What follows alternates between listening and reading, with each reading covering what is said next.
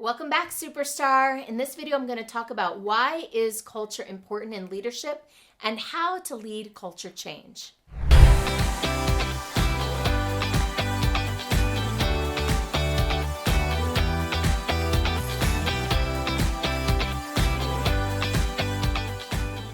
First off, I'm going to talk about what is organizational culture and get into why it's important. I'll talk about one of the biggest problems with trying to institute an organizational culture, as well as the big picture master plan solution. And then I'm going to dive into certain things that you can do as the leader of a culture to evolve and grow a culture that is more loving, more aligned, more respectful, more joyful for everybody involved. Let's go.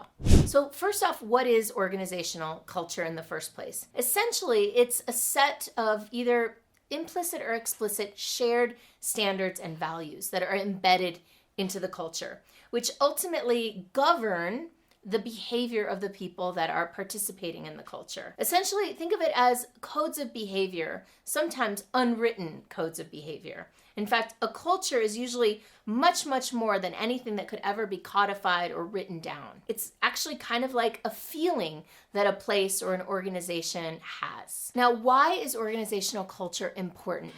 Well, it's important first and foremost because it often dictates your retention of people in your culture.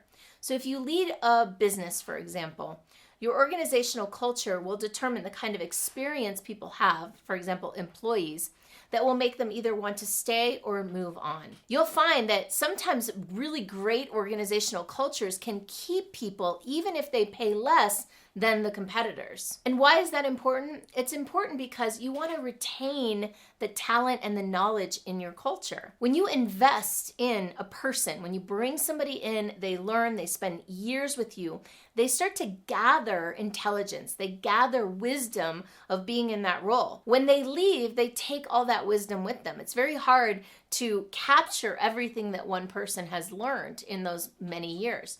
And so the more you can keep people, the more of your organizational intelligence you hold on to. It's also expensive to go out and find new people and retrain them. And it hurts morale if you're losing people left and right. Now, a strong culture can easily withstand somebody, even the leader, leaving. But a weak culture gets torn apart when people are constantly coming or going. So the problem, though, with culture, it sounds like a wonderful thing. I'm sure you want to have one and you want to instill a great culture. I certainly did. The problem is it's not something you can really crack the whip and just mandate and say, go, be a culture, be a good culture, right? There's work that you have to do to make that happen. And you, as the leader, are the person responsible for making that happen. Think of a culture almost like a living, breathing human, an organism that you have to almost love into existence. So I've discovered these strategies that I'm going to share with you about how to cultivate a culture. But before I do, I want to invite you to take a moment and hit that like button, subscribe to this channel, and maybe during the course of this video, if you feel so inspired, shoot me a comment or a question below. So the very first thing that a culture needs, and I've already kind of said it before, is you. It needs a congruent and embodied leader. Someone who represents the culture, who lives the values of the culture, who models the culture, and who sets the standard for the culture. That's you as the leader of it. The second thing a culture needs is some sort of common vision, something that everyone's moving towards that everybody can buy into. The third thing is a clear set of values and standards. The values are what the culture holds dear, what matters to the culture, what you will bring people into the culture based on, and what you will release people from the culture based on. And it's the standards of holding those values and creating boundaries around the standards. What will you tolerate? What won't you tolerate? The fourth thing that a culture needs is human beings who are aligned with the culture coming in the door. Now, does that mean that every single human has to perfectly embody the culture from day one? No. But what you do want is humans who are willing and able to do so, who can come in and as part of their onboarding, as part of their experience, they can learn the culture, embrace it, and start to live it. What you want to stay away from is people who are actively not a fit for the culture, because bringing people like that in, especially bringing multiple people like that in, will erode the culture ultimately. The fifth thing that I believe supports a sustainable culture and supports its continuation even without you eventually is shared language. Now this might be a little bit surprising for you because it may seem like not that important, but what I've found is that when people have certain words, phrases, and ways of expressing things that are common to them, it brings them closer together. So in our culture, for example, we have this little thing where we try to stay away from the word but. Why do we do that? Well, we want to avoid negating what we've just said. So for example, if we say, oh, I want to love what I do, but I want to make money, that would imply that I can't have both, that I can't love what I do and make money. So one of the things that we do in our culture is replace but with and when we don't want to make them mutually exclusive. So it's just a tiny little example.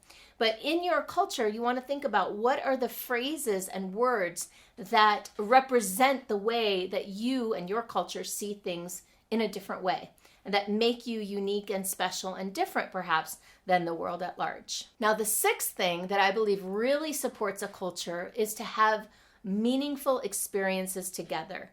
And you, as the leader of the culture, are the person that can orchestrate and envision these experiences. The more shared, meaningful experiences people have together, that means the more opportunities they have to connect, to share, to speak to each other, to support each other, uplift each other, and look back on as touch points for their shared vision and shared experience. I can't overstate the importance of these shared experiences. And in fact, my entire culture is really built around periodic experiences that I create and cultivate for the community. And the seventh thing that every culture needs and that you as a leader must provide, especially if you want a sustainable culture for the long haul, is some sort of path to leadership. And what that means is that you provide an opportunity for people to rise up in the culture and for people to be in leadership in the culture. If the culture is always predicated on you as the leader being in that position of authority or leadership, then it runs the risk of becoming more like a cult than a culture. Leadership and providing a path to leadership starts to bring more people into the opportunity to lead the direction of the culture. It provides feedback for you. It provides opportunities to evolve and grow beyond just your own vision. It offers an opportunity for people to become more invested in the culture and invested in the long-term success of the culture. So creating a path to leadership. Now, the way that I've done that in my business, in my culture, is that once people have been with me for a year, if they're a right fit, if it's going well, and if I believe they embody the standards and values of the culture, then I'll invite them to come and be a part of my leadership cabinet for 2 years. Now, that 2-year commitment they make is to support them in continuing to evolve and grow in the culture. And it's for them to also give back to the culture and contribute and step into greater leadership. And I am a big believer that that's one of the reasons that people now stay in my culture instead of move on. When I first started this business, I struggled to keep people for years and years until I created this path to leadership.